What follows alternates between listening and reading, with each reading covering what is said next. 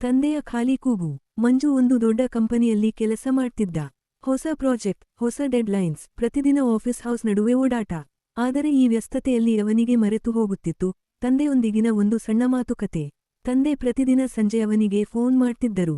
ಮಂಜು, ಊಟ ಆಯ್ತಾ? ಕೆಲಸ ಜಾಸ್ತಿ ಮಾಡ್ಬೇಡ ಮಗ, ಒಮ್ಮೆ ಮನೆಗೆ ಬಂದು ಹೋಗು.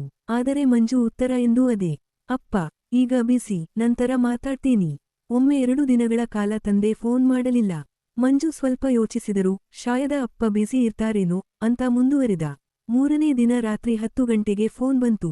ಸ್ಕ್ರೀನ್ ಮೇಲೆ ತಂದೆಯ ಹೆಸರು.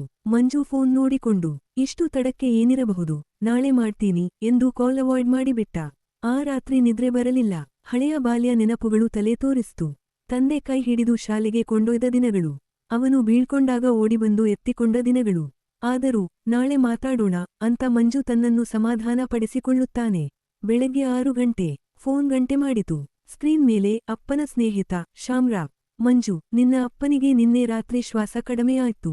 ಹೊಸಾಗೆ ದಾಖಲಿಸಿದ್ದೇವೆ, ಹೋಗುವ ಮುಂಚೆ ಒಂದೇ ಮಾತು ಕೇಳ್ತಿದ್ದರು. ಮಂಜು ಫೋನ್ ತೆಗೆತ್ತಾನ. ಮಂಜುಗೆ ಕಿವಿಗೆ ನಂಬಲಾಗಲಿಲ್ಲ. ಅವನ ಕೈಯಿಂದ ಫೋನ್ ಜಾರಿ ಬಿತ್ತು. ಕಣ್ಣುಗಳಲ್ಲಿ ಜೋರಾಗಿ ಕಣ್ಣೀರು ತುಂಬಿತು. ಅವನು ಓಡೋ ಬಸ್ ಹುಡುಕಲು ಕೂಡ ಶಾಕ್ನಿಂದ ತಡವಾಯ್ತು. ಹೊಸಾಗೆ ತಲುಪುವಷ್ಟರಲ್ಲಿ ತಂದೆ ಮೌನವಾಗಿ ಬಿದ್ದಿದ್ದರು. ಮೊಗದ ಮೇಲೆ ಇದ್ದುದು ಮಗನಿಗಾಗಿ ಕಾಯುತ್ತಿದ್ದ ಕಾತರದ ನಗು. ಮಂಜು ತಂದೆಯ ಕೈ ಹಿಡಿದು ಕುಳಿತುಕೊಂಡ. ಅವರ ಕೈಗಳಲ್ಲಿ ಇನ್ನೂ ಬಿಸಿಯಿತ್ತು. ಆದರೆ ಒಂದೇ ಪ್ರಶ್ನೆ ಮಾತ್ರ ಹೃದಯಕ್ಕೆ ಬಿದ್ದಂತೆ ಕಿವಿಯಲ್ಲಿ ಕೇಳಿಸುತ್ತಿತ್ತು. ಮಗ ಫೋನ್ ತೆಗೆತ್ತಾನ? ಅಂದು ಅವನು ಅರಿತುಕೊಂಡ, ಜೀವನದಲ್ಲಿ ಕೆಲವು ಕಾಲ್ಸ್ ಆಗಲೇಬೇಕು. ಅವು ಮಿಸ್ ಬಂದರೆ ಆ ನೋವು ಲೈಫ್ ಟೈಮ್ ಆಗಿರುತ್ತದೆ.